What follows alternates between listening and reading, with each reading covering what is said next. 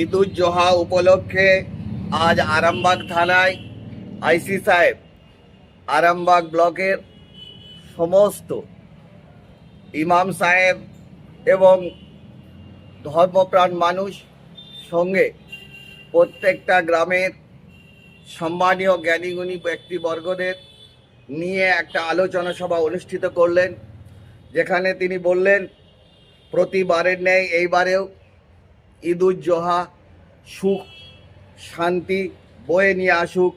আমরা যেমন একসঙ্গে ঐক্যবদ্ধভাবে একই গাথায় এই এলাকায় বসবাস করছি, সেই সম্প্রীতির বাংলায় আমাদের ঈদটা সুন্দর হয়ে উঠুক এই বার্তা তিনি দিলেন।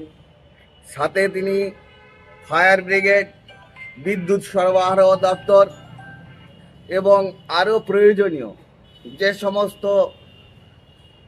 সরঞ্জাম বা বিভাগ এই ঈদুজ্জোহা উপলক্ষে প্রয়োজন তাদেরকেও তিনি বলেছিলেন, উপস্থিত করলেন এবং তিনি বারবার বললেন যে এই ঈদ শান্তিপূর্ণ সম্প্রীতির সুন্দর ঈদ আপনাদের হোক, এটা আমরা চাইছি, চিরাচরিত নিয়ম এবং পদ্ধতি মেনেই হোক।